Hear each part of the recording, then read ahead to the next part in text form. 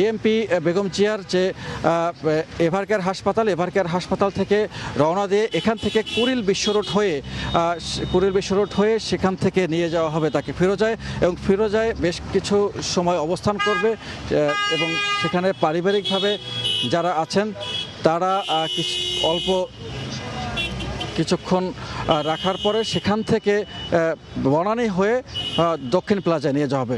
এর মধ্যে রাস্তার দুপাশে বিপুল সংখ্যক মানুষ তারা অপেক্ষা করছেন, বিভিন্ন জায়গায় পথে অবস্থান করছেন, অপেক্ষা করছেন বেগম জিয়ার যে গাড়িটি শেষবারের মতো তিনি যে অ্যাম্বুলেন্সটিতে করে চলে যাচ্ছেন সেই অ্যাম্বুলেন্সটিতে যাতে দেখতে পারেন, এবং তাকে দেখার হয়তো তার অনেকে সৌভাগ্য হয়নি সামনে থেকে, তবু তার শেষ বিদায়ের ক্ষণটি মনে রাখার জন্য তারা দুধারে দাঁড়িয়ে আছেন। এবং এর মধ্যে সংসদ ভবনের দক্ষিণ প্লাজাও নিশ্চয়ই অনেক নেতাকর্মীরা জড়ো হয়েছেন, এবং নেতাকর্মীদের সেই যে উৎসব উদ্দীপনা নিয়ে তারেক রহমানকে বরণ করে নিয়েছিলেন, তারা তার 5 দিনের মাথায় বেগম জিয়ার তার এই যে বিদায় মহাকালের থেকে ছেড়ে গিয়ে তিনি পরকালে চলে যাচ্ছেন, সেই বিদায়ের সময়টুকু তারা যেন আবার ভেঙে পড়েছেন। এবং এই শোক তারা কিভাবে কাটিয়ে উঠবেন, এই শোক তারা কিভাবে শক্তিতে পরিণত করবেন, এই শোক বেগম জিয়ার যে আদর্শ, শহীদ প্রেসিডেন্ট জিয়াউর রহমানের হাতে করা যে দল, সেই আদর্শ এবং সেই দলের কাণ্ডারি তারেক রহমান, এই দলের কাণ্ডারি তারেক রহমান এবং তিনি কিভাবে এগিয়ে নিয়ে যান, এবং এই বাংলাদেশের মানুষ, মাটি, তাদের জন্য যে আদর্শ রেখে গেছেন, তাদের জন্য লড়াই করে গেছেন, সেই আপসহীন সংগ্রাম করে গেছেন, সেই আপসহীন সংগ্রামের সেই সময়টা কিভাবে করে আরও বেশি মহিমান্বিত করতে পারবেন, এবং কিভাবে করে তারা এই দলকে আরও এগিয়ে নিয়ে যাবেন বেগম জিয়ার দেখানো পথ, সেই পথটিকে ধরে রেখে। এবং সেটাই হচ্ছে এখন সামনে দেখার বিষয়।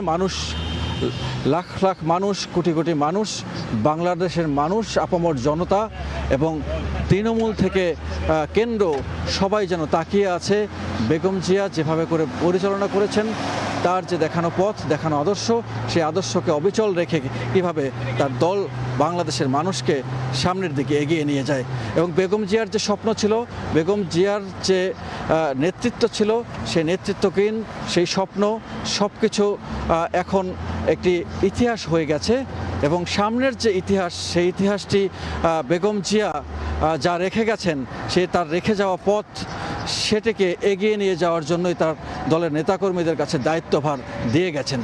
এবং তিনি যখন এই দলের জোয়াল ধরেছিলেন, কাঁধে জোয়াল নিয়েছিলেন, তখন প্রয়াত রাষ্ট্রপতি জিয়াউর রহমান তার মৃত্যু হয়েছিল 81 সাল। সেই 81 সালের পর থেকে দীর্ঘ 4 দশক তিনি একাই লড়ে গেছেন। সেখান থেকে যতটুকু সময় তারেক রহমান তার রাজনৈতিক অংশগ্রহণ ছিল, পরিপক্কতা ছিল, সেই সময়টুকু তিনি আসলে পাশ থেকে রাজনীতিতে অংশগ্রহণ করতে পারেননি।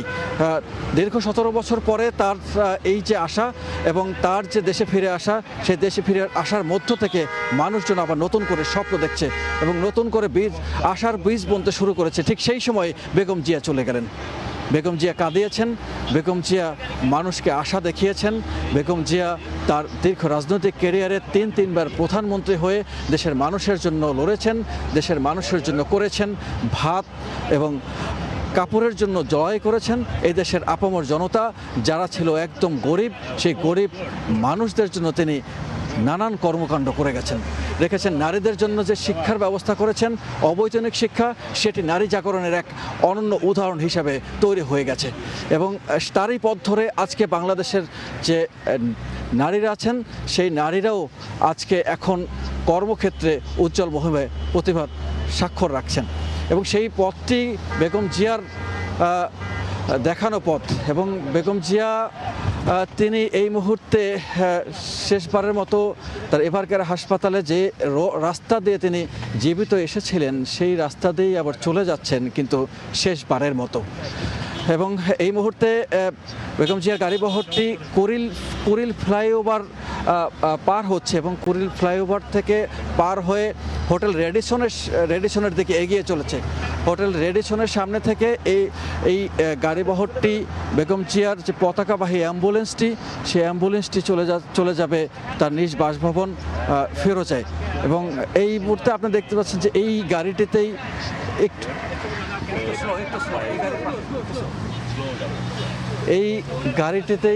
এই পতাকা মোড়ানো এই গাড়িটিতেই বেগম জিয়াকে শেষবার নিয়ে যাওয়া হচ্ছে। এবং বেগম জিয়ার এই গাড়িটি পতাকা মোড়ানো এবং এই পতাকার জন্য এত যুদ্ধ, এত লড়াই, এত সংগ্রাম, এই পতাকার তলে যে 18 কোটি মানুষ তাদেরকে রেখে গেলেন বেগম জিয়া, এবং যে মানুষদেরকে এই কোটি কোটি মানুষ রেখে গেলেন, তিনি 18 কোটি মানুষকে রেখে গেলেন। 18 কোটি মানুষকে তিনি কাঁদিয়ে গেলেন। দলমত নির্বিশেষে তিনি শ্রদ্ধা ভরে চিরবিদায় নিচ্ছেন। আমরা ওই বিদায়ের মধ্য থেকে বেগম জিয়ার যে রাজনৈতিক ক্যারিয়ার, বেগম জিয়ার যে রাজনৈতিক প্রেক্ষাপট, বেগম জিয়ার জন্ম, বেগম জিয়ার বেড়ে ওঠা, সব কিছুই আমরা বলার চেষ্টা করেছি।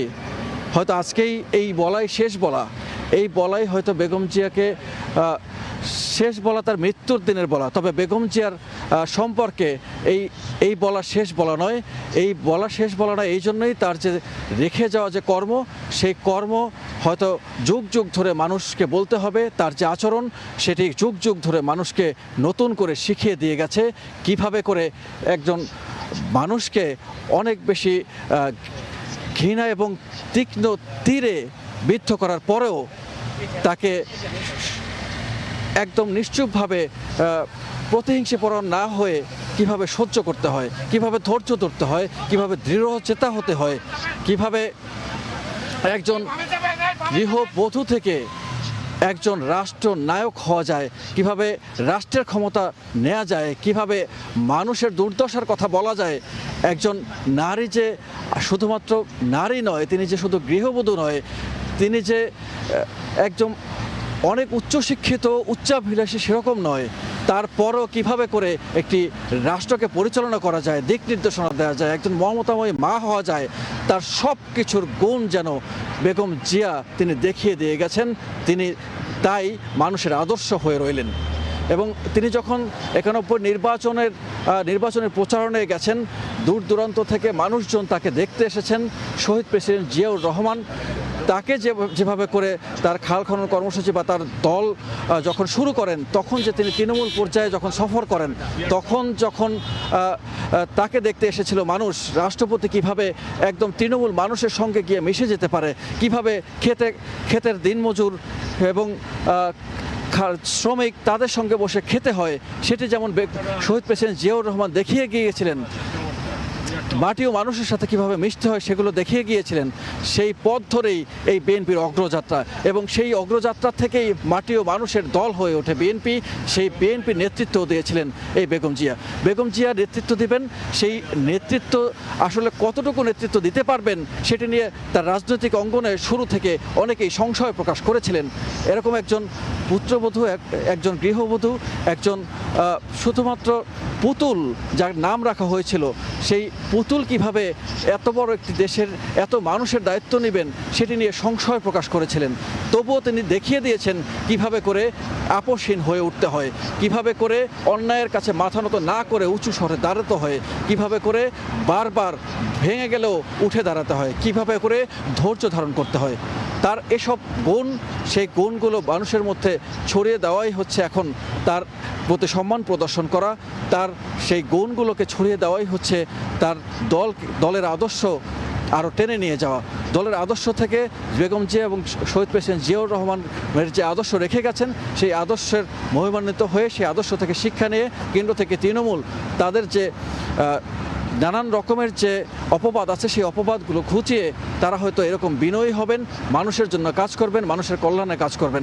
যেখানে শহীদ প্রেসিডেন্টের ছেলে এবং বেগম জিয়ার ছেলে তারেক রহমান তিনি দেশে এসেও তার যে বিনয়ী ভাষণ, সেই ভাষণে মুগ্ধ হয়েছেন এবং মানুষ তার প্রতি যে সম্মান প্রদর্শন করেছেন, তিনি কৃতজ্ঞতা প্রকাশ করেছেন এবং সেই কৃতজ্ঞতা প্রকাশের মধ্য থেকেও তার বাবা মায়ের ছাপ মানুষ তার মধ্যে দেখতে পাচ্ছে এবং সেই যে বাবা মায়ের ছাপ তার মধ্যে দেখতে পাচ্ছেন, তার সেই দেশের মানুষ মাত্র সামনে থেকে এসে তার সামনে মাত্র 5 দিন তিনি দেখতে পেলেন। এর মধ্যে থেকেই তিনি মা হারা হলেন এবং 15 বছর বয়সে শহীদ প্রেসিডেন্ট জিয়াউর রহমান মারা গেছেন এবং তারেক রহমানের 60 বছর বয়সে এসে তিনি হারালেন তার মা। এবং এরকম একটি দিনে তার পরিবার শোকাহত এবং শোকাহত পুরো দেশ, পুরো বিশ্বের যত বাংলাদেশি মানুষ আছেন এবং তাকে যারা অনুসরণ করেছেন, অনুকরণীয় বরণীয় করে রেখেছেন, সম্মানের উপরে রেখেছেন, তারা সবাই আজ শোকাহত। এই পুরো রাস্তার দুধারের যে ব্যানারগুলো, এই রাস্তার দুধারের যে গাছগাছালি পাখালি, এই রাস্তা দিয়ে হয়তো বেগম জিয়া অনেকবারই গিয়েছেন। তার ক্ষমতা থাকার সময় গিয়েছেন, রাষ্ট্র পরিচালনার সময় গিয়েছেন, ক্যান্টনমেন্ট থেকে আবার তার বাসভবন থেকে যখন মইনুল রোডের বাসভবন থেকে তাকে যখন বের করে দেওয়া হয়েছে, সেই সময়ও তিনি এই পথ ধরেই গিয়েছেন। কিন্তু আজ বেগম জিয়া তার পরবর্তী যে বাসস্থান ফিরোজা, সেখান থেকে তিনি যাচ্ছেন নিথর দেহ নিয়ে এবং চিরনিদ্রায় শায়িত হতে, এবং সারা জীবনের জন্য তিনি যাচ্ছেন। এই মুহূর্তে নৌবাহিনী সদর দপ্তরের যে পথটি আছে, সেই পথটিতে আমাদের গণমাধ্যম কর্মীদের গাড়িগুলো আটকে দেওয়া হয়েছে। এই নৌবাহিনীর সেই পথটির মধ্য থেকে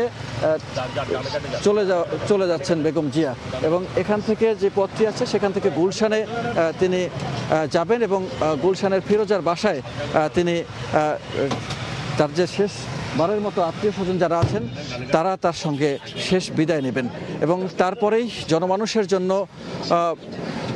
তাকে নিয়ে যাওয়া হবে যিনি জনমানুষের কাতারে দাঁড়িয়ে সবসময় ভাষণ দিয়েছেন, জনমানুষের কাতারে গিয়ে যিনি আন্দোলন করেছেন, জনমানুষের জন্য আন্দোলন করেছেন, সেই জনমানুষের কাছে তিনি শেষবারের মতো যাবেন। জানাজার নামাজে অংশ নেবেন জনমানুষ, সারা দেশের মানুষ, সারা ঢাকার মানুষ যারা এখন অপেক্ষা করছেন বেগম জিয়াকে শেষ বিদায় দেওয়ার জন্য, সেই অপেক্ষার পালা শেষ হতে যাচ্ছে। আর মাত্র কয়েক ঘন্টা, তারপরে বেগম জিয়াকে শায়িত করা হবে শহীদ প্রেসিডেন্ট জিয়াউর রহমান, তার প্রয়াত স্বামী। তার পাশেই তার কবর খোঁড়া হয়েছে এবং গতকাল থেকেই যে দলীয় সিদ্ধান্ত, রাষ্ট্রীয় সিদ্ধান্ত, সেই সিদ্ধান্ত অনুযায়ী সেখানে তাকে দাফন করা হবে।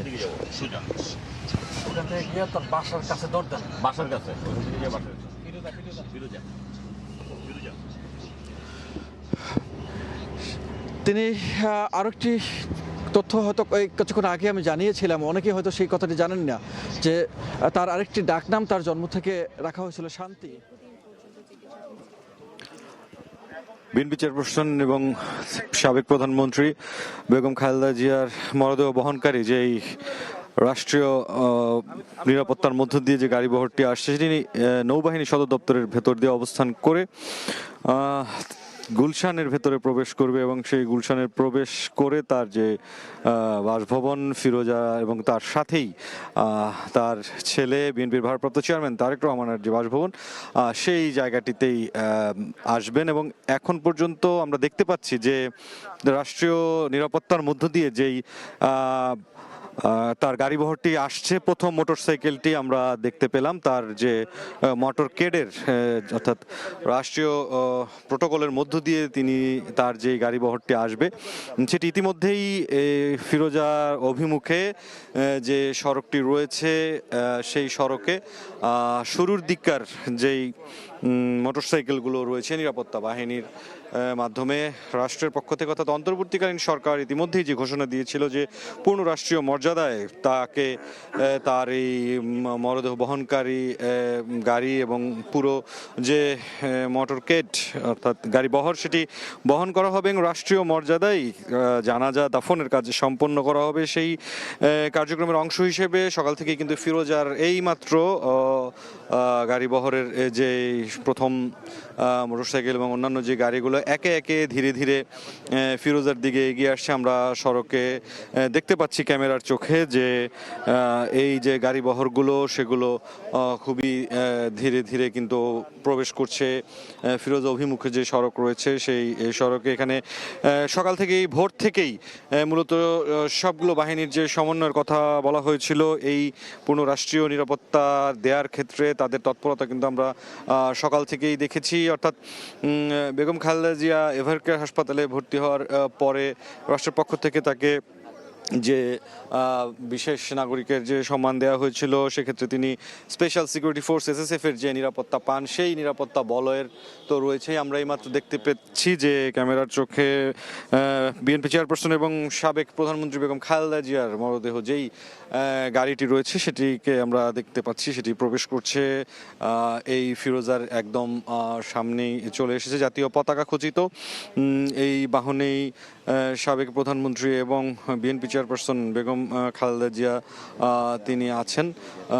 তাকে বহনকারী এই গাড়িটি এই মাত্রই তার বড় ছেলে বিএনপির ভারপ্রাপ্ত চেয়ারম্যান তারেক রহমানের বাসভবনের দিকে ধীরে ধীরে এগিয়ে যাচ্ছে এবং এই গাড়ি বহরের পুরোটা জুড়েই SSF সেনাবাহিনী, অন্যান্য বাহিনী এবং তার যে নিজস্ব নিরাপত্তা বাহিনী CSF তারাও কিন্তু এই গাড়ি বহরে রয়েছে এবং গাড়িটি এই মাত্রই আমরা ক্যামেরায় দেখতে পাচ্ছি যে 196 গুলশান বিএনপি চেয়ারপারসন বেগম খালেদা জিয়ার ছেলে বিএনপির ভারপ্রাপ্ত চেয়ারম্যান তারেক রহমান যে বাসভবন তার ভেতরে প্রবেশ করলো এবং এই প্রবেশের পাশাপাশি যেই গাড়ি বহরটি যেহেতু তিনি পূর্ণ রাষ্ট্রীয় মর্যাদা পাচ্ছেন, 40 বছর দলের বিএনপির হাল ধরেছিলেন বেগম খালেদা জিয়া, তাকে এই বহনকারী এই তার কফিন বহনকারী যে গাড়িটি তাকে পূর্ণ রাষ্ট্রীয় মর্যাদার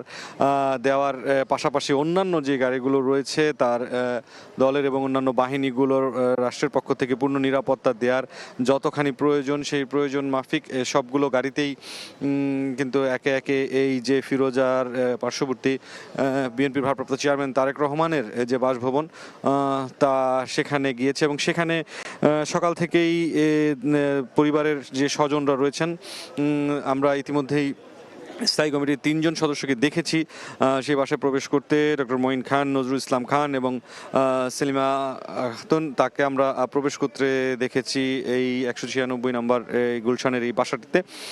সার্বিকভাবে এখন পর্যন্ত যে বিষয়টি দেখা গিয়েছে যে সকাল থেকেই এই সড়কটি অর্থাৎ গুলশান 2 থেকে এই ফিরোজা অভিমুখী যে সড়কটি রয়েছে এটি কিন্তু রক্ষাকারী বাহিনীর সব বাহিনীর সমন্বয়ে এই জায়গাটিকে পূর্ণ এবং নির্বিঘ্ন নিরবিচ্ছিন্ন যান চলাচলের জন্য রাখা হয়েছে।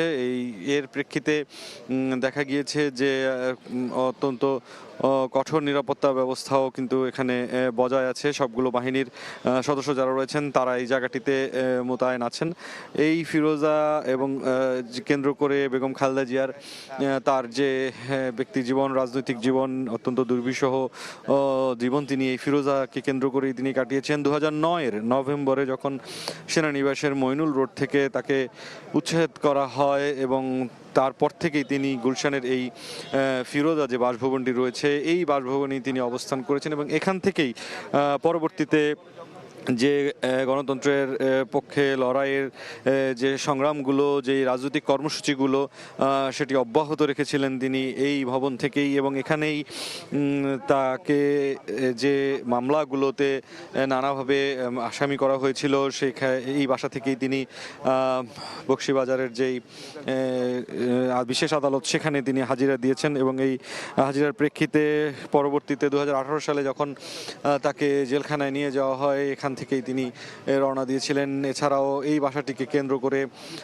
তৎকালীন সরকার তার ব্যাপক বাধা বিঘ্ন সৃষ্টিকারী তৎপরতাও কিন্তু ছিল এখানে, যার মধ্যে একটি অন্যতম ঘটনা ছিল বালু ট্রাক দিয়ে এই সড়কটিকে প্রতিবন্ধকতা তৈরি করে দেয়া। এই বিষয়টির প্রেক্ষিতেই মূলত ফিরোজায় প্রায় 15 বছরের তার যে অবস্থান সবশেষ নভেম্বরে তিনি যখন হাসপাতালে অর্থাৎ এভারকেয়ারে ভর্তি হন তখনও এই ফিরোজা থেকেই তিনি গিয়েছিলেন। এখান থেকেই তিনি জেলখানা থেকে মুক্তি পাওয়ার পর 2024 সালের পরে শেষবার তার স্বামীর যে কবর জিয়ারত করতে গিয়েছিলেন সেটিও এখান থেকে গিয়েছেন। সার্বিকভাবে তার যেই পরিবারের স্বজনরা রয়েছেন, নিকট আত্মীয় যারা রয়েছেন, একেবারেই তাদের জন্যই মূলত এই যে গুলশানে ফিরোজা বাসভবনের ঠিক পার্শ্ববর্তী তার বড় ছেলে বিএনপির ভারপ্রাপ্ত চেয়ারম্যান তারেক রহমানের যে বাসাটি, সেখানে বেগম খালেদা জিয়ার মরদেহ বহনকারী গাড়িটি এখানে নিয়ে আসা হয়েছে। তা শেষ পরিবারের সাথে শেষ যে সাক্ষাৎ, যে দেখা, সেই প্রক্রিয়াটি মূলত সম্পন্ন করার জন্য এবং সার্বিকভাবে অন্তর্বর্তীকালীন সরকারের পক্ষ থেকে যেই প্রতিশ্রুতি দেওয়া হয়েছিল যে পূর্ণ রাষ্ট্রীয় মর্যাদায় বিএনপি চেয়ারপারসন এবং সাবেক প্রধানমন্ত্রী বেগম খালেদা জিয়াকে তার যে শেষ যাত্রা, তার যেই শেষকৃত্য, এই কাজগুলো তারা করবেন এবং তারই পরিপ্রেক্ষিতে বিপুল পরিমাণ আইনশৃঙ্খলা রক্ষাকারী বাহিনীর সদস্য তারা কিন্তু এই যে পূর্ণ রাষ্ট্রীয় সম্মান নিরাপত্তার কাজে তারা ছিলেন, সেই পরিস্থিতি কিন্তু দেখা যাচ্ছে এখানে। বিপুল পরিমাণ আইনশৃঙ্খলা বাহিনীর সদস্যদেরকে কিন্তু মোতায়েন রাখার কথা বলা হয়েছিল। 10,000 সদস্য আজ এই বেগম খালেদা জিয়ার শেষকৃত্য, তার যে জানাজা সহ অন্যান্য যে কর্মসূচিগুলো রয়েছে সেখানে তারা মোতায়েন থাকার কথা এবং সেই কথা অনুযায়ী কিন্তু বিপুল পরিমাণ আইনশৃঙ্খলা রক্ষাকারী বাহিনী, চেয়ারপারসন সিকিউরিটি ফোর্স, তার দলের যারা 3জন নেতা সহ পরিবারের স্বজন যারা, তারা গুলশানে তার যে বড় ছেলে বিএনপির ভারপ্রাপ্ত চেয়ারম্যান তারেক রহমানের যে বাসভবন, সেখানে তারা উপস্থিত হয়েছেন এবং সেই উপস্থিত হওয়ার প্রেক্ষিতে বেগম খালেদা জিয়ার মরদেহ বহনকারী গাড়িটি এই বাসাটিতেই কিন্তু নিয়ে আসা হয়েছে এবং এখানে কিছু সময় অবস্থান করবেন, কেননা পূর্ব নির্ধারিত সময় অনুযায়ী আজ বাদ জোহর 2টায় জাতীয় সংসদ ভবনের দক্ষিণ প্লাজায় যেই জানাজা সেটি অনুষ্ঠিত এবং তার কিছু পূর্বেই এই জায়গাটি থেকে তাকে নিয়ে যাওয়া হবে সংসদ ভবনের উদ্দেশ্যে। এর আগে যেই বিষয়টি ছিল 9টার কিছু আগে এভারকেয়ার হাসপাতাল থেকে এই যে রাষ্ট্রীয় যে সম্মাননাসূচক যেই মরদেহ বহনকারী বহর, এই বহরটি রওনা হয় এবং এই রওনা হওয়ার প্রেক্ষিতে তারা জুলাই 36 এক্সপ্রেসওয়ে, কুড়িল, জোয়ার সাহারা পার হয়ে তারা নেভি অর্থাৎ নৌবাহিনী সদর দপ্তর দিয়ে প্রবেশ করেন এবং এই প্রবেশ করার প্রেক্ষিতে সেখান দিয়ে তারা গুলশানের ভেতরে প্রবেশ করে সরাসরি এই বিএনপি ভারপ্রাপ্ত চেয়ারম্যান বেগম খালেদা জিয়ার বড় ছেলে তারেক রহমানের বাসভবনে আসেন এবং এখন পর্যন্ত যেই সূচি দেওয়া হয়েছে ঢাকা মেট্রোপলিটন পুলিশের পক্ষ থেকে, তার পরবর্তী যেই যাত্রাপথ সেটি হবে গুলশান 2, কাকলি, মহাখালী ফ্লাইওভার, জাহাঙ্গীর গেট, বিজয় সরণি, বিমান ক্রসিং এবং সংসদের 6 নং গেট দিয়ে তিনি সংসদ ভবনে তার মরদেহটি নিয়ে যাওয়া হবে। এখন পর্যন্ত যে বিষয়টি দেখা গেছে যে গতকালই এই যে কর্মসূচিগুলো বিএনপির পক্ষ থেকে দলের মহাসচিব মির্জা ফখরুল ইসলাম আলমগীর যে বার্তাটি দিয়েছিলেন দলের নেতাকর্মীদের প্রতি, প্রত্যেককেই জানাজা স্থলে সুশৃঙ্খলভাবে যাওয়ার কথা বলেছেন, অন্য কোথাও না যাওয়ার কথা বলেছেন এবং সেই প্রেক্ষিতে কিন্তু বলা চলে যে ফিরোজাকে কেন্দ্র করে এই যে একটি বড় সময় এখানে অবস্থান করবেন বেগম খালেদা জিয়ার মরদেহ, সেই বিষয়টিকে সুশৃঙ্খল রাখার যে নিশ্চয়তা সেটি কিন্তু দলের নেতাকর্মী যারা রয়েছেন তারা কিন্তু খুব বেশি কেউই আসলে এখানে আসেননি। যেই বিষয়টি দেখা গেছে যে গতকাল ভোর 6টায় অর্থাৎ 30 ডিসেম্বর মঙ্গলবার ভোর 6টায় ডাক্তাররা যখন বেগম খালেদা জিয়াকে মৃত ঘোষণা করেন, তারপরে এভারকেয়ার হাসপাতালমুখী দিনভর নেতাকর্মীদের যে উপস্থিতি ছিল সেই উপস্থিতির প্রেক্ষিতে এই মুহূর্তে কিন্তু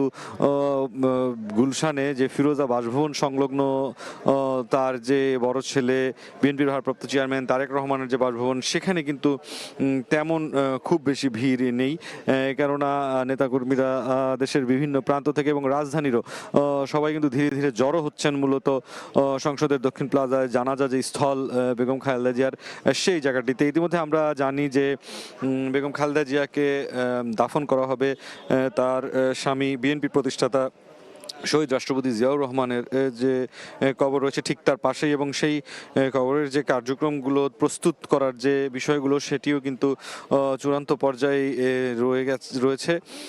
এই মুহূর্তে যে বিষয়টি গুলশানে এখন পর্যন্ত দেখা যাচ্ছে যে 196 নম্বর বাসভবনের সামনের যে এলাকাটি সেটি পরিপূর্ণভাবে যে রাষ্ট্রীয় প্রোটোকলের যেই বাহনগুলো রয়েছে এবং বিভিন্ন বাহিনীর যে সদস্যরা রয়েছেন তারা কিন্তু পুরো এলাকাটিকে আবারও তাদের নিয়ন্ত্রণে নিয়ে নিচ্ছেন সম্পূর্ণভাবে, এবং এই এলাকায় শুধুমাত্র তার যে মরদেহ বহনকারী যে গাড়িটি সেটি ভেতরে প্রবেশ করেছে। বাকি যেই গাড়ি বহরের অন্যান্য যে গাড়িগুলো রয়েছে সেগুলো কিন্তু সব এই বাসার বাইরে যে সড়কটি রয়েছে সড়কের দুপাশেই রয়ে গেছে। এবং সকাল থেকেই গুলশান 2 থেকে এই ফিরোজা অভিমুখী যে সড়ক তার এক পাশ প্রথমে বন্ধ করে দেওয়া হয়, এবং এরপরে ধীরে ধীরে কিন্তু এই এলাকাটিতে যে অন্য বাহনগুলো রয়েছে এগুলো বের করে দেওয়া হয়। এক পর্যায়ে পুরো সড়কটি শুধুমাত্র বিএনপি চেয়ারপারসন সাবেক প্রধানমন্ত্রী বেগম খালেদা জিয়ার যে গাড়ি বহরগুলো যাতায়াতের জন্য প্রয়োজন শুধুমাত্র সেই গাড়িগুলো যাতায়াতের যে রাস্তা সেগুলোর জন্যই জায়গা ছেড়ে দেওয়া আছে। বাকি সব কিছুই এখানে পূর্ণ নিয়ন্ত্রণে রেখেছে যৌথ বাহিনী, অর্থাৎ বলা চলে যে সেনাবাহিনী, পুলিশ, র্যাব এবং অন্যান্য বাহিনী যারা রয়েছেন, বিজিবি, প্রত্যেকেই এই জায়গাটিতে তাদের যে নিয়ন্ত্রণ নিরাপত্তা নিশ্চিতে সেটি তারা ব্যবস্থা নিয়েছেন। এবং সেই ব্যবস্থার প্রেক্ষিতে যেটি দেখা গেছে যে সেই যে বাসার যে ফটকটি সেই ফটকটির সামনেও কিন্তু গণমাধ্যম কর্মীরা বিশেষ নিরাপত্তা ব্যবস্থা নিশ্চিত করেই সেখানে অবস্থান নিয়েছেন। এবং সেই অবস্থানের প্রেক্ষিতে যেটি দেখা গেছে এখন পর্যন্ত বেলা 9টার কিছু সময় আগে এভারকেয়ার হাসপাতাল থেকে রওনা হন বেগম খালেদা জিয়ার যে মরদেহ বহনকারী গাড়িটি সেটি এবং তার যে গাড়ি বহর। আমরা এই মুহূর্তে এই বিষয় এখানে দেখতে পাচ্ছি যে পুরো এলাকাটিতে এই জায়গাটিতে নিরাপত্তা বাহিনীর যে সদস্যরা রয়েছেন তারা এখানে মোতায়েন আছেন। আমরা সংসদ ভবনের দক্ষিণ প্লাজায় সেখানে বিএনপি চেয়ারপারসন এবং সাবেক প্রধানমন্ত্রী বেগম খালেদা জিয়ার যে জানাজা অনুষ্ঠিত হবে সেই জায়গার যে সবশেষ পরিস্থিতি সেটি জানার জন্য আমরা যুক্ত হব আমাদের সহকর্মী আহমেদ সালেহিনের সঙ্গে।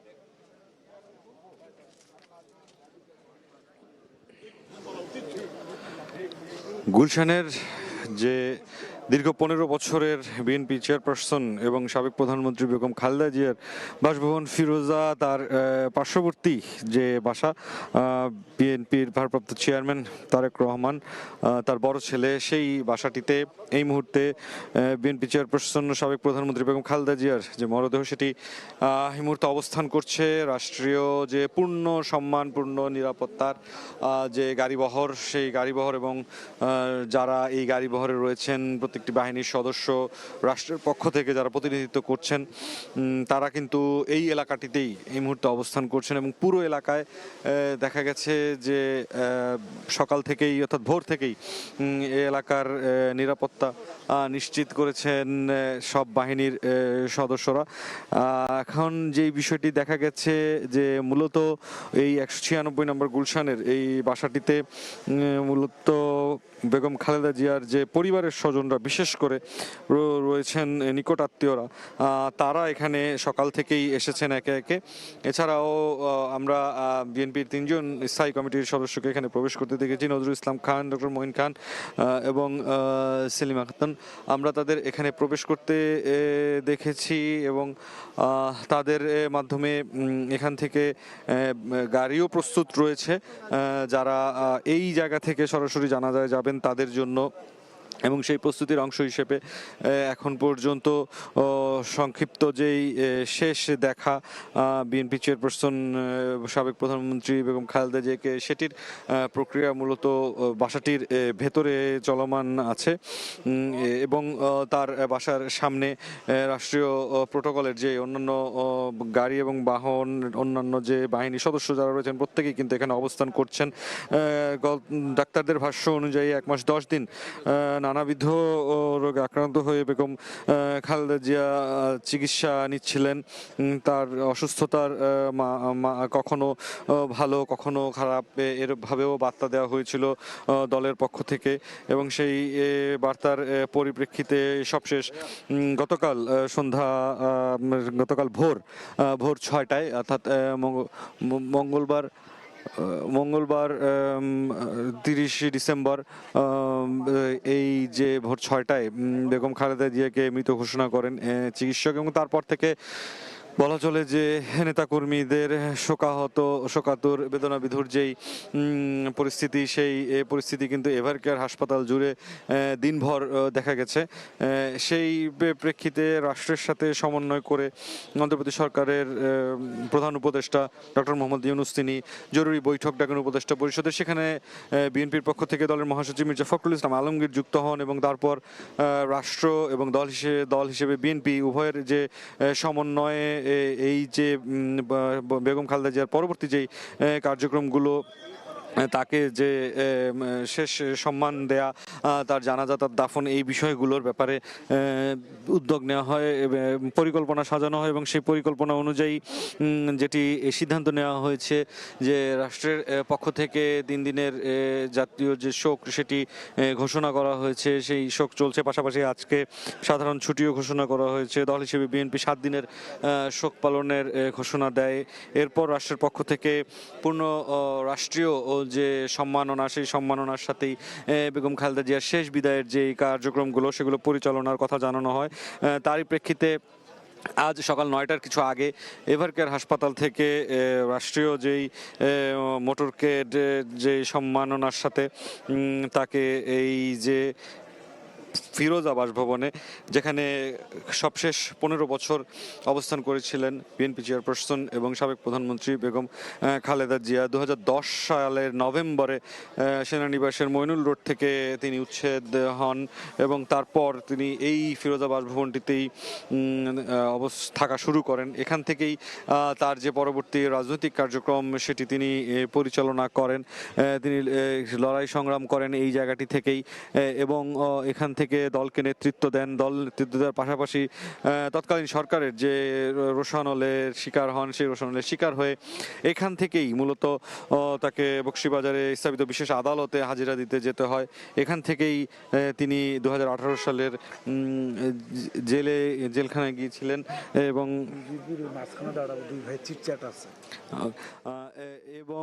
যে বিষয়টি দেখা গেছে যে এখন পর্যন্ত 2024-এর জুলাই আগস্টের পরে যেই বিষয়টি দেখা গেছে যে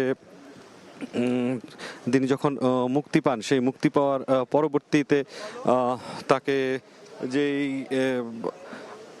এই সবশেষ যে স্বামীর সমাধিতে তিনি যান, সেই স্বামীর সমাধিতেও সবশেষ তিনি এখান থেকে গিয়েছেন এবং নভেম্বরে যেই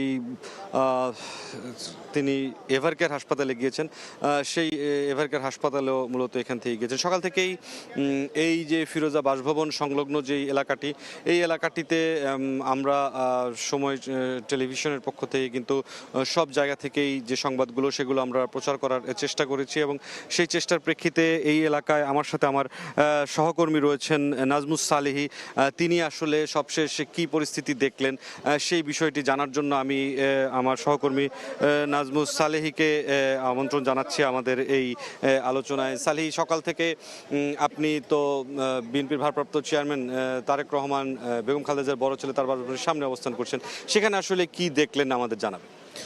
সকাল থেকে আসলে এই বাসার সামনে আপনি জানেন যে ফিরোজা থেকে শুরু করে তারেক রহমানের বাসার আশেপাশে যতগুলো সড়ক রয়েছে তার সবগুলো সড়ক আসলে পথ আইন শৃঙ্খলা বাহিনীর পূর্ণ নিয়ন্ত্রণে নিয়েছে। এখানে বিজিবি, সেনাবাহিনী, র্যাব থেকে শুরু করে এবং আইন শৃঙ্খলা বাহিনীর অন্যান্য যে উইংস রয়েছে, গোয়েন্দা থেকে শুরু করে সবাই আসলে এটাকে নিয়ন্ত্রণে নিয়েছে। এবং সকাল থেকে আমরা যেটা দেখছি তারেক রহমানের এই বাসায় তার বিভিন্ন একেবারে যারা নিকট আত্মীয়, সেই আত্মীয় স্বজনরা সকাল থেকে সেখানে উপস্থিত হচ্ছেন।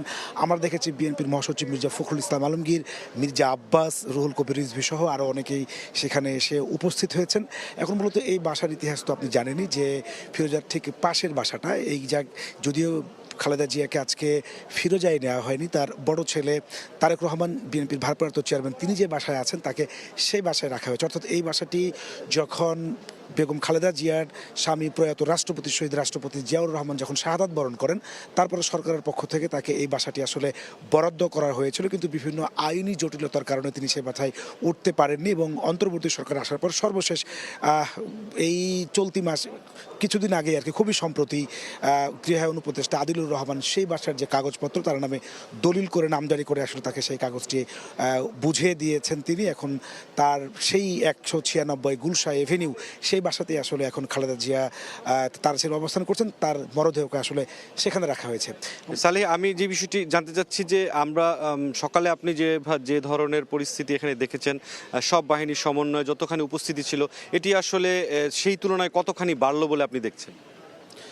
এখন পর্যন্ত সকালবেলায় যা ছিল, যখন এভার কেয়ার থেকে খালেদা জিয়ার মরদেহ এই গুলশান এভিনিউ 196 বাসার উদ্দেশ্যে যখন যাত্রা করছে, তারপরে আসলে পুরো অঞ্চলটি আসলে এখন আইন শৃঙ্খলা বাহিনীতে একেবারে কর্ডন করে ফেলা হয়েছে। আপনি নিজে দেখতে পাচ্ছেন যে বিজিবির এই যে মানব প্রাচীর তৈরি করা হয়েছে একেবারে রাস্তার দুপাশে, এ পাশে এবং হচ্ছে যে রাস্তার অপর প্রান্তেও কিন্তু ঠিক একইভাবে সেনাবাহিনী এবং র্যাব দিয়েও পুরো অঞ্চলটাকে নিয়ন্ত্রণ করা হয়েছে। এবং কোনো ধরনের যানবাহন তো চলাচল করছেই না, পাশাপাশি হচ্ছে পায়ে হেঁটে মানুষের যাতায়াত সেটিও কিন্তু এখন একেবারে নিয়ন্ত্রণ করা হয়েছে। শুধুমাত্র এখানে আসার অনুমতি পাচ্ছেন যারা হচ্ছে জিয়া পরিবারের একেবারে একান্ত নিকটাত্মীয় এবং হচ্ছে তার দলের সিনিয়র নেতারা ছাড়া এই মুহূর্তে আসলে এখন এই অঞ্চলে কেউ আর নেই। বা আমরা গতকালকে রাষ্ট্রের পক্ষ থেকে ঘোষণা দেখেছি যে পূর্ণ রাষ্ট্রীয় সম্মাননা দেওয়া হবে। আপনি কেমন দেখলেন, যে আপনি খুব কাছ থেকে দেখেছেন তাকে বহনকারী যেই গাড়িটি সেটির সাথে অন্যান্য গাড়িগুলো, কেমন দেখলেন আসলে রাষ্ট্রের প্রস্তুতি নিয়ে যদি জানা? রাষ্ট্রের প্রস্তুতি আসলে কতটুকু হবে সেটা তো আসলে গতকাল থেকেই প্রধান উপদেষ্টার দপ্তর থেকে যে সমস্ত তথ্য আমাদের গণমাধ্যম কর্মীদেরকে জানানো হচ্ছিল, সেখান থেকেই তো আমরা আসলে পুরোটা জানছিলাম যে একেবারে পুরোটা রাষ্ট্রীয় মর্যাদায় তার দাফনটা সম্পন্ন হবে। এবং এভার কেয়ার থেকে তার লাশ যখন এই পর্যন্ত এসে পৌঁছেছে, আপনি দেখবেন যে তার যে মরদেহ বহনকারী যে ফ্রিজিং ভ্যান, তাকে পুরোটা কিন্তু হচ্ছে যে লাল সবুজের বাংলাদেশের জাতীয় পতাকা দিয়ে সেটা পুরোটাকে মোড়ানো হয়েছে। এবং হচ্ছে তাকে আগে এবং পিছে রাষ্ট্রীয় প্রোটোকল যে বাহিনীগুলো যে রাষ্ট্রীয় প্রোটোকলে তারা যে দায়িত্ব পালন করেন, ঠিক সেইভাবে তাকে আগে পিছে নিরাপত্তা বলয় বেষ্টনী তৈরি করে এবং লাল সবুজের পতাকা পুরো ফ্রিজিং ভ্যানকে মুড়িয়ে তাকে হচ্ছে যে রাষ্ট্রীয় প্রোটোকলের যেই আনুষ্ঠানিকতা, সেই পূর্ণ যেই সম্মান এবং শ্রদ্ধা, সেটি কিন্তু তাকে আমরা দেখতে পাচ্ছি যে তাকে সেভাবেই এই 196 গুলশান এভিনিউতে তাকে নিয়ে আসা হয়েছে সেভাবেই। এখন পর্যন্ত সালে আমরা দেখলাম যে এভারকেয়ার হাসপাতাল থেকে এই যে ফিরোজা পর্যন্ত আসলেন বেগম খালেদা জিয়ার মরদেহ বহনকারী গাড়িগুলো, এখন পর্যন্ত যতটুকু দেখা যাচ্ছে যে পূর্ণাঙ্গ নিরাপত্তা, পূর্ণাঙ্গ সম্মান এবং নিরবিচ্ছিন্নতা, সড়কে নির্বিঘ্নে যাতায়াতগুলো রয়েছে। এরপরে আসলে তার যাত্রাটি সংসদে তার জানাজার উদ্দেশ্যে এবং দাফনের উদ্দেশ্যে, সেই জায়গাগুলোর ব্যাপারে আসলে কি প্রত্যাশা করেন যে কতখানি আসলে এই নিরবিচ্ছিন্নতা থাকবে, যেহেতু তিনি 41 বছর ধরে আসলে একটি দলকে নেতৃত্ব দিয়ে এসেছেন? তিনি আসলে 41 বছর ধরে একটি দলকে নেতৃত্ব দিয়েছেন এমন নয়। তিনি আসলে এখন সকল রাজনৈতিক দল মত সব কিছুর ঊর্ধ্বে উঠে তিনি এখন আসলে ঐক্যের প্রতীক। তিনি সার্বজনীন এবং বেগম খালেদা জিয়া শুধুমাত্র আপোষহীন নেত্রী হিসেবে আমরা তাকে অভিহিত করি তার রাজনৈতিক দৃঢ়চেতা মনোবলের কারণে এবং দেশের প্রশ্নে স্বাধীনতার প্রশ্নে তিনি আসলে কখনো আপোষ করেননি। তিনি একা যখন রাষ্ট্র যে কোনো সময় বাংলাদেশ নামক এই ভূখণ্ড যখনই আসলে অন্ধকারের দিকে ধাবিত হয়েছে তখনই একজন আলোর মশাল হাতে দাঁড়িয়েছেন তিনি বেগম খালেদা জিয়া। তাকে নিয়ে যতগুলো লেখা এবং যারা তার ওই সময়ের যারা তাকে কাছ থেকে দেখেছেন যারা তার রাজনীতিকে পর্যবেক্ষণ করেন সবাই আসলে তারা এই একটি কথাই বারবার বলেছেন যে তিনি দেশের প্রশ্নে যেমন আপোষহীন থেকেছেন এবং তার সিদ্ধান্তে তিনি সবসময় অটল থেকেছেন। অর্থাৎ দেশের স্বাধীনতা সার্বভৌমত্ব এবং মানচিত্রের যেই অখণ্ডতা এবং আপনি মানচিত্রের যে পাহারা বলেন অর্থাৎ মানুষের কল্যাণের জন্য তিনি সব সময় একা দাঁড়িয়েছেন। তিনি কোনো কিছুর সঙ্গে আপোষ করেন এবং শেষ দিকে এসে আপনি দেখবেন যে তার এক সন্তান প্রয়াত আরাফাত রহমান কোকো তাকে তিনি বিদায় জানিয়েছেন। বড় সন্তান বিদেশের মাটিতে ছিলেন, তাকে নানা রকম চড়াই উতরাই ঘাত প্রতিঘাত পেরিয়ে আসলে সেই নাজিমুদ্দিন রোডের পরিত্যক্ত কারাগার। এরপরেও তিনি বলেছেন যে বাংলাদেশ ছাড়া তার দেশের বাইরে আর কোথাও আসলে তার কোনো ঠিকানা নেই। তিনি এই দেশকে এই মাটিকে ভালোবেসে তিনি এখানে পড়ে থেকে ছিলেন এবং তার স্বামী শহীদ রাষ্ট্রপতি জিয়াউর রহমানের কবরের পাশেই আসলে তাকে আজকে চিরনিদ্রায় শায়িত করা হবে। অর্থাৎ এই মানুষটি দেশকে ভালোবেসে মানুষকে ভালোবেসে মাটিকে ভালোবেসে তার জীবনের সর্বস্বটুকু তিনি উজাড় করে শেষ পর্যন্ত শেষ নিঃশ্বাস পর্যন্ত তিনি আসলে এই মাটির কাছে ছিলেন এবং তিনি আসলে সেখানে শায়িত হবেন। সুতরাং তার জানাজাকে কেন্দ্র করে সারা দেশের মানুষের আবেগ উচ্ছ্বাস। সকাল থেকেই আমরা দেখছি যে দেশের বিভিন্ন প্রান্ত থেকে ঢাকার আশেপাশে যে জেলাগুলো রয়েছে নারায়ণগঞ্জ গাজীপুর নরসিংদী সেখান থেকে তো রাতের বেলাতে মানুষ চলে আসছে। এখন আমি আসার পথে আমরা দেখছিলাম বিভিন্ন দূরপাল্লার বাস এবং হচ্ছে যে বিভিন্ন স্বায়ত্তশাসিত প্রতিষ্ঠান বিশেষ করে আমি দেখলাম চট্টগ্রাম বিশ্ববিদ্যালয় রাজশাহী বিশ্ববিদ্যালয় সেখান থেকে শিক্ষার্থী শিক্ষক তাদের বাসগুলো এসে ঢাকা শহরের বিভিন্ন জায়গায় অবস্থান করছে। সুতরাং একদিকে যেমন মানুষ প্রচুর পরিমাণে মানুষের উপস্থিতি তো থাকবেই সেই জায়গা থেকে সরকার আসলে তার নিরাপত্তা যেই নিশ্ছিদ্রকরণ যাতে করা হয় সেই জায়গাটা নিয়ে সরকারের গতকালকে থেকে আমরা নানা ধরনের তৎপরতা দেখেছি। এখন আপনি জানবেন যে মোড়ে মোড়ে তল্লাশি ব্যারিকেড বসানো হয়েছে এবং মানুষের এই জানাজায় নিরবচ্ছিন্ন করার জন্য সরকারের পক্ষ থেকে বেশ কিছু পদক্ষেপ নেওয়া হয়েছে। ভারী বস্তু ব্যবহার করা যাবে না, ব্যাগ যাতে সাথে বহন করা না হয় এই ধরনের নির্দেশনা দেওয়া হয়েছে এবং সংসদের দক্ষিণ প্লাজাকে কেন্দ্র করে যতগুলো পথ রয়েছে সংসদের দক্ষিণ প্লাজায় প্রবেশ করার তার প্রতিটি মোড়ে মোড়ে কিন্তু হচ্ছে আপনার চেক পয়েন্ট বসানো হয়েছে এবং আমরা যেটা জানি যে সেটা হচ্ছে সেখান থেকে তার জানাজার শেষে তাকে চন্দ্রিমা উদ্যান রাষ্ট্রপতি জিয়াউর রহমানের পাশে যাকে যেখান থেকে শায়িত করা হবে সেখানে আসলে যেহেতু রাষ্ট্রীয় মর্যাদায় পুরো কাজটি সম্পন্ন করা হবে সুতরাং সেখানে জনসাধারণের যাতে জনসাধারণের প্রবেশকে সীমিত করা হয়েছে এবং পুরো রাস্তায় আপনি দেখবেন যে এখন তাকে যারা ভালোবাসে শুধুমাত্র আমি একটু আগেই আপনাকে বলছিলাম যে শুধু তার রাজনীতিকে যারা ভালোবাসেন তার দর্শনকে যারা ভালোবাসেন এবং তার যেই নেতাকর্মী রয়েছেন যারা বিএনপি করেন অথবা বিএনপির কর্মী এ সমস্ত লোকের বাইরেও কিন্তু আপামর জনতা তিনি আসলে এখন বাংলাদেশের নেত্রী সার্বজনীন নেত্রী এবং হচ্ছে তিনি দলমত ঊর্ধ্বে উঠে তিনি এখন বাংলাদেশের ঐক্যের প্রতীক। সুতরাং তার জানা যায় শুধু যে তার বিএনপির নেতাকর্মী বা তার যারা দল ভালোবাসেন দল করেন এমন নয়, সকল শ্রেণী পেশা বাংলাদেশের সব দল এবং সাধারণ মানুষের আজকে রাস্তায় বিপুল পরিমাণে উপস্থিতি এবং সেটার নিরাপত্তা নিয়ে যেটা আপনি বলছিলেন সেটা নিশ্চিত করার জন্য আমরা দেখেছি যে কয়েক স্তরের নিরাপত্তা বলয় গড়ে তোলার পাশাপাশি প্রধান উপদেষ্টার কার্যালয় আসলে এই পুরো ব্যাপারটিকে হ্যান্ডেলিং করছে। জি সালেহ, আমরা আরেকটি বিষয় আপনার আলাপের সূত্র ধরে জানতে চাচ্ছি যে আপনি বলছিলেন তিনি শুধুমাত্র বিএনপিরই নন, তিনি এখন সব ঐক্যের প্রতীক হয়ে গেছেন। মূল প্রশ্নটি সেটি হচ্ছে যে জাতীয়তাবাদী আদর্শকেই তিনি আসলে নেতৃত্ব দিয়ে গেছেন। এই প্রক্রিয়ায় তার যে 41 বছরের যে রাজনৈতিক ক্যারিয়ার সেখানে কিন্তু এই জাতীয়তাবাদী আদর্শের বিপরীতেও অনেক আদর্শের রাজনীতিকরা রয়েছেন। সেই জায়গাটিতে আসলে এখন তো তিনি চলে গেছেন। আপনি কি মনে করেন যে স্বাধীনতা উত্তর সময়ে একজন অভিভাবক চলে গেলেন, রাজনৈতিক দলগুলো আসলে এই অনুভূতিটি তাদের ভিতর ধারণ করছে কিনা, আগামীর যে গণতন্ত্রের পথে বাংলাদেশের যে চর্চা হবে সেখানে আসলে তার যে রাজনৈতিক দর্শন সেটি আসলে তারা বিবেচনা করবেন কিনা, এই ধরনের কোনো প্রক্রিয়ার সাথে আপনার কি মনে হয়? ব্যাপারটা হচ্ছে কি যে তার যেই দর্শন তিনি কিন্তু দেখবেন যে কি নির্মম নির্যাতন তাকে সহ্য করতে হয়েছে এবং তার সব মামলাগুলো ঠুনকো মামলা, এবং সেই সমস্ত মামলায় তাকে যে অভিযুক্ত করে পরিত্যক্ত স্যাঁতসেঁতে অন্ধকার একটি প্রকোষ্ঠের মধ্যে তাকে যে রাখা হয়েছিল এবং তাকে বিদেশে চিকিৎসায় নিয়ে যাওয়ার জন্য তিনি তার পরিবার অনেকবার আবেদন করেছে, সরকারের কাছ থেকে কিন্তু কোনো ধরনের সাড়া পাওয়া যায়নি। তৎকালীন যিনি সরকার প্রধান ছিলেন আওয়ামী লীগের সভানেত্রী শেখ হাসিনা, তিনি কিন্তু তার বিদেশে চিকিৎসা এবং নানা বিষয় নিয়ে কিন্তু তিনি খুব কটূক্তি করেছেন, হাস্যরসাত্মক কথাবার্তা বলেছেন। এবং তাকে আপনি জানেন যে এই যেই বাসার সামনে আমরা দাঁড়িয়ে আছি সেই বাসা ফিরোজা, সেটি বাংলাদেশের রাজনীতির ইতিহাসে একটি কিন্তু অনেক স্মৃতি বিজড়িত বাসায় বরং হয়ে থাকবে।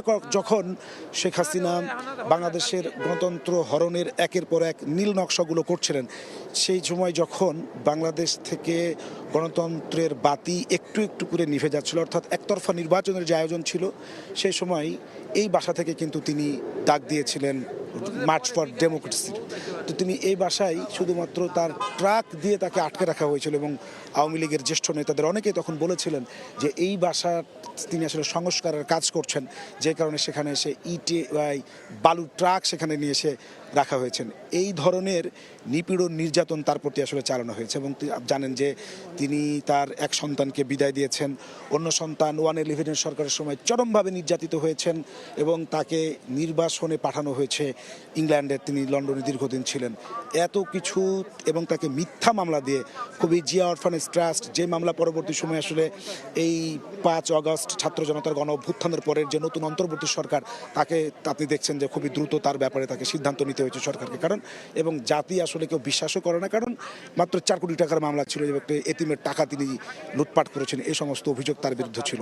যাকে এত নির্যাতন করা হলো, এত নিপীড়ন করা হলো, এবং তিনি যখন এক ঐতিহাসিক বিজয় অর্থাৎ ছাত্র জনতার যে গণ অভ্যুত্থানের মধ্য দিয়ে নতুন করে বাংলাদেশ গণতন্ত্রের পথে যে উত্তরণের সুযোগ তৈরি হলো, সেই সময় কিন্তু বেগম খালেদা জিয়া একটি বার্তা দিয়েছিলেন। তিনি কিন্তু এসেই বলেছিলেন যে মারামারি সংঘাত সব কিছু ভুলে গিয়ে আসুন শান্তি শান্তি এবং শান্তির বাংলাদেশ গড়ি এবং বিজ্ঞান ভিত্তিক আমরা দেশ গড়ে তুলি। এই কথার মধ্যেই জীবনের চরমতম তাকে যেভাবে নির্যাতন, নিপীড়ন, নিষ্পেষণ চালানো হয়েছে, এত কিছুর উপরে দাঁড়িয়েও কিন্তু তিনি শুধু একটি বাক্যই বলেছেন, শান্তি।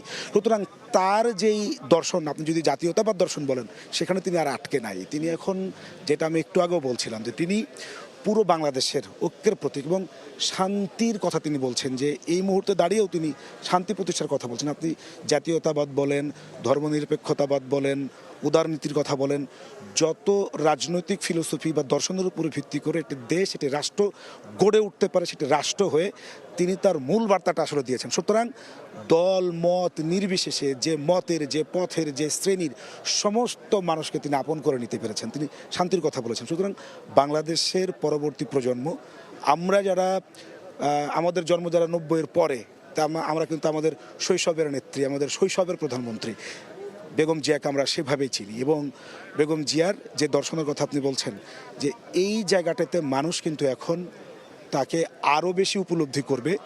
বাংলাদেশ যখনই কোনো সংকটে পড়বে, যখন মানুষ সংকটে আশার প্রদীপ একটু একটু করে নিভে যেতে থাকে, রাজনৈতিক অস্থিরতা বাড়ছে, সংকট বাড়ছে, রাজনৈতিক নেতাদের মধ্যে আস্থাহীনতা, বিশ্বাসহীনতা, কি হবে, এ সমস্ত বিষয়গুলো যখন সামনে রাজনীতির যে গতিপথ, তখনই আমরা বারবার একজন বেগম খালেদা জিয়ার প্রয়োজন অনুভব করব। কারণ তিনি সবসময় নিজের, অনেক সময় আপনি দেখবেন যে তিনি অনেক সময় তার দলের অনেক স্ট্যান্ডিং কমিটির সভাপতি বা সদস্যরা, অথবা হচ্ছে যে আপনার নেতাকর্মীরা যেটা তিনি চাচ্ছেন না, তারা মনে করছেন যে বেগম জিয়া যদি এই ধরনের কোনো সিদ্ধান্ত দেন তাহলে সেটা হচ্ছে দলের জন্য ক্ষতি হতে পারে, কিন্তু তিনি সবসময় মানুষের জন্য দাঁড়িয়ে গেছেন, বলেছেন যে এটি তার সিদ্ধান্ত।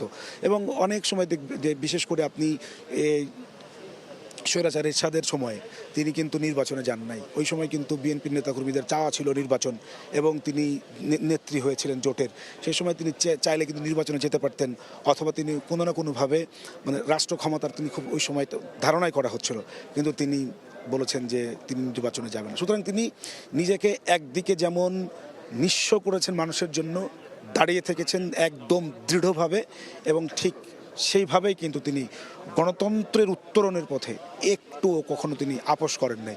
সুতরাং তার আদর্শ, তিনি যে বার্তাটা ছড়িয়ে দিয়েছেন, এটা শুধু জাতীয়তাবাদ নয়, বাংলাদেশ নামক এই ভূখণ্ডের সব মানুষের সবার।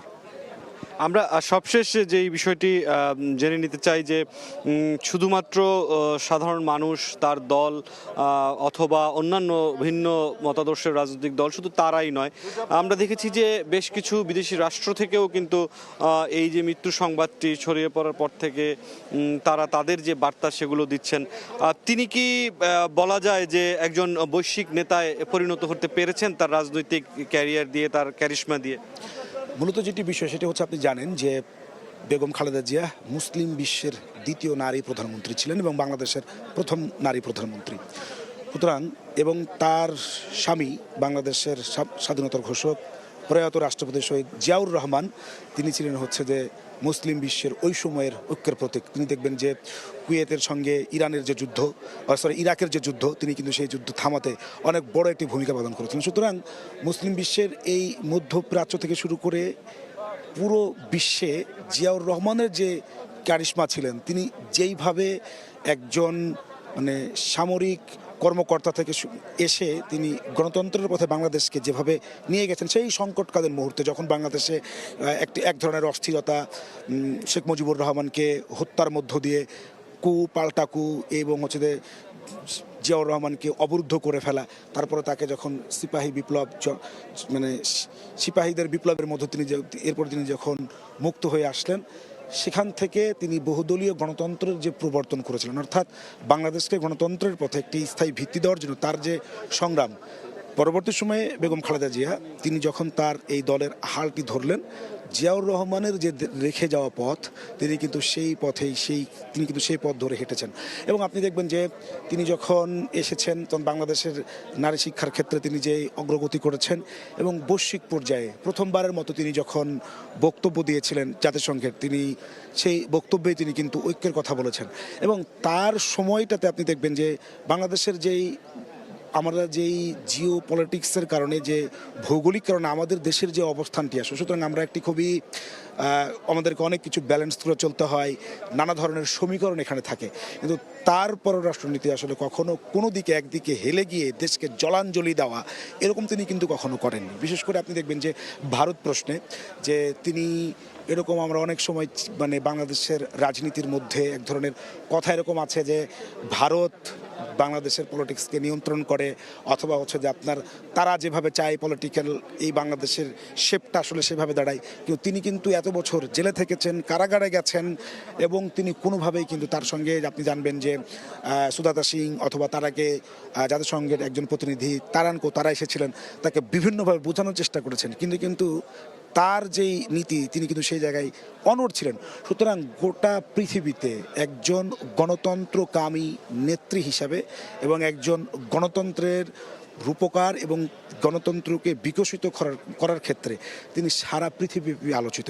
এবং তার নেতৃত্বে তিনি যখন কয়েকবার তিনি ক্ষমতায় ছিলেন, তিনি কূটনৈতিক ক্ষেত্রে তিনি কখনো কোনো একটি দেশের কাছে কোনোভাবে তার দেশের স্বাধীনতা সার্বভৌমত্ব তিনি জলাঞ্জলি দেননি। সুতরাং তার মৃত্যুর পরে আপনি দেখবেন যে বাংলাদেশের বিদেশি যে মিশনগুলো রয়েছে তার প্রত্যেকটিতে কিন্তু এখন শোক বই খোলা হয়েছে এবং সবাই গিয়ে সেখানে শোক বার্তা লিখছেন, সিগনেচার করছেন। নরেন্দ্র মোদী থেকে শুরু করে পৃথিবীর সমস্ত রাষ্ট্রের রাষ্ট্রপ্রধান, আমরা বেশ কয়েকটি রাষ্ট্রের পক্ষ থেকেও কিন্তু প্রতিনিধিরা এই দেশে যে আসছেন, সেই বার্তাটিও কিন্তু আমাদের কাছে ইতিমধ্যে রয়েছে। আপনার কাছে সেই নামগুলো আসলে পাওয়া গিয়েছে কিনা? আমি যতটুকু এখন পর্যন্ত যেটা জানি সেটা হচ্ছে যে মালদ্বীপের পররাষ্ট্রমন্ত্রী আসছেন, পাকিস্তানের পররাষ্ট্রমন্ত্রী ইসহাক দার তার আসার কথা ছিল, তিনি আসছেন না, তিনি তার স্পিকারকে পাঠাচ্ছেন। এবং হচ্ছে যে যতটুকু মালয়েশিয়ার একজন প্রতিনিধি আসবেন, ইন্দোনেশিয়া থেকে একজন আসবেন। অর্থাৎ বিশেষ করে এই শহীদ রাষ্ট্রপতি জিয়াউর রহমান এবং খালেদা জিয়ার সাথে যে সমস্ত রাষ্ট্রগুলোর পলিটিক্যাল আইডিওলজির খানিকটা মিল ছিল, অথবা একসঙ্গে যাদের পথ চলাটা দীর্ঘদিনের, সেই সমস্ত রাষ্ট্রের প্রায় সব প্রতিটি রাষ্ট্রে তাদের প্রতিনিধি আসছে অথবা সরকারের কোনো ঊর্ধ্বতন কর্মকর্তা আসছেন, সেটা আমরা হচ্ছে যে প্রধান উপদেষ্টার কার্যালয় থেকে আমরা এমনটি জেনেছি। আমাদের কাছে তালিকাটা চলে আসার কথা, কিন্তু আমি দীর্ঘক্ষণ আসলে ফোনে কানেক্ট থাকার কারণে সেই তথ্যটা হালনাগাদ আপডেট আমরা পরিস্থিতি বুঝতে পারছি। আপনি যেই জিও পলিটিক্যালের বিষয়গুলো বলছেন, সেই জায়গাটিতে এই দক্ষিণ এশিয়ার জন্য খুব গুরুত্বপূর্ণ একটি সংগঠন করা হয়েছিল সার্ক, যেই সার্কটি জিয়াউর রহমানের নেতৃত্বেই হয়েছিল এবং পরবর্তীতে আমরা দেখেছি যে বেগম খালেদা জিয়াও সেটিকে ধারণ করেছেন এবং এগিয়ে নিয়ে যাওয়ার চেষ্টা করেছেন। কিন্তু আসলে সার্কটি এখন আর তেমন দেখা যায় না। সেটি আসলে কোনো নেতৃত্বের কোনো অভাব রয়েছে কিনা কোনো রাষ্ট্রের পক্ষ থেকে?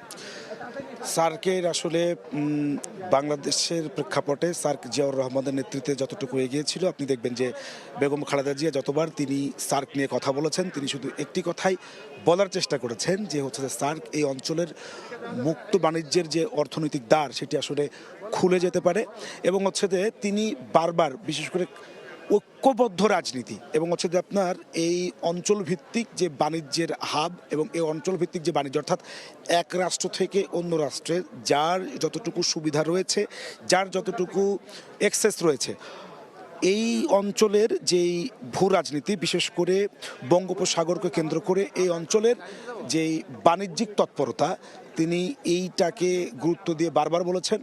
এবং আমরা এখন যেটা দেখি যে ডক্টর মোহাম্মদ ইউনূসও সেই একই কথা বারবার বলেন। সার্ককে আসলে ওইভাবে কার্যকর করা যায়নি, তার আসলে যোগ্য নেতৃত্বের অভাবেই মূলত সেটি।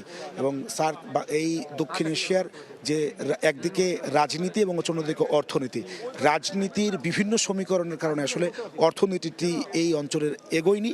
তবে শহীদ প্রেসিডেন্ট জিয়াউর রহমান তিনি কিন্তু যেই যুগান্তকারী বেশ কিছু পদক্ষেপ নিয়েছিলেন, যে কারণে আসলে ওই সময় তাকে মুসলিম বিশ্বের একজন নায়ক হিসেবে তাকে বিবেচনা করা হয়। আপনি জানেন যে আমি সৌদি আরবের মক্কায় বা সৌদি আরবের যে আরাফার ময়দান, সেই আরাফার ময়দানে দেখবেন যে অনেকগুলো নিম গাছ রয়েছে, অর্থাৎ পুরো অঞ্চলটি ওই সময় ছিল মরুভূমি, কিন্তু এখানে হাজিরা যারা হচ্ছে ওখানে হজ করতে যান, সে আরাফাতের ময়দানে অবস্থান করতে, এবং কিছু ধর্মীয় বিধি রীতি রয়েছে আপনি জানেন, সেখানে কিন্তু কোনো ছায়ার ব্যবস্থা ছিল না। শহীদ প্রেসিডেন্ট জিয়াউর রহমান সেই জায়গায় কিন্তু অনেক গবেষণা করে বিভিন্ন দেশের আবহাওয়াবিদ এবং হচ্ছে যে আপনার উদ্ভিদবিদদের সাথে কথাবার্তা বলে তিনি সেখানে বাংলাদেশ থেকে নিয়ে গিয়ে নিমের চারা তিনি রোপণ করেছিলেন, এবং সেই গাছ কিন্তু এখন সেখানে কিন্তু এখন অনেকগুলো গাছ হয়ে গেছে, এবং সেখানে আলো বাতাস এবং সেখানে ছায়ার ব্যবস্থা হয়েছে। এবং যেই কারণে জিয়াউর রহমানকে ওই অঞ্চলের মানুষ ওই গাছের নাম হয়ে গেছে সাজারাতুল জিয়া, সাজারা আরবি শব্দ, যার অর্থ হচ্ছে গাছ, আর জিয়া মানে তো আমাদের রাষ্ট্রপতির নাম।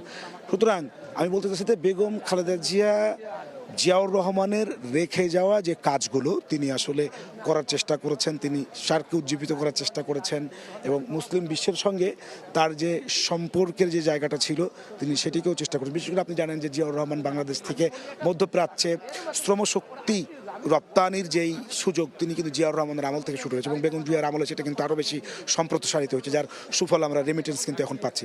সুতরাং আপনি যেটা বলছিলেন যে একদিকে তিনি যেমন বৈশ্বিক নেতায় পরিণত হয়েছেন, এবং অন্যদিকে এই অর্থনৈতিক এবং হচ্ছে যে বিশেষ করে আঞ্চলিক যে রাজনীতি, সেই আঞ্চলিক রাজনীতিতে কিন্তু বাংলাদেশ ভৌগোলিক কারণে যেহেতু অনেক গুরুত্বপূর্ণ, এবং বাংলাদেশের এই ভৌগোলিক কারণে যাতে স্বাধীনতা সার্বভৌমত্ব কখনো আমাদের ভুলণ্ঠিত না হয়, এবং সেটিকে যাতে লাল সবুজের পতাকা সবসময়ে বিদেশি আগ্রাসন থেকে মুক্ত থাকতে পারে, এই জন্য কিন্তু বেগম জিয়া সবসময় তিনি লড়াইটা তার চালিয়েছেন, যে কারণে তিনি আসলে আপোষহীন ছিলেন, তিনি কখনো দেশের প্রশ্নে কখনো আপোষ করেননি।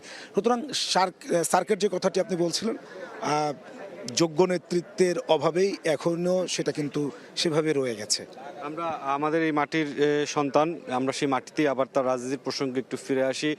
বেগম খালেদা জিয়ার কিন্তু একটি অনন্য রেকর্ড রয়েছে নির্বাচনে দাঁড়ানোর প্রেক্ষিতে। আমরা জানি যে 91, 96, 2001-এ প্রতিবার 5টি করে আসনে তিনি নির্বাচন করেছেন, এবং সেই 15টি আসনে কিন্তু তিনি জয়ী হয়েছেন, এবং সবশেষ 2008-এ তিনি যখন নির্বাচন করেছেন 3টি আসনে, সেখানেও তিনি নির্বাচন করেছেন। অর্থাৎ তার ব্যাপারে বলা হয় যে তিনি যতগুলো আসনে যতবার নির্বাচন করেছেন কখনোই তিনি পরাজিত হননি।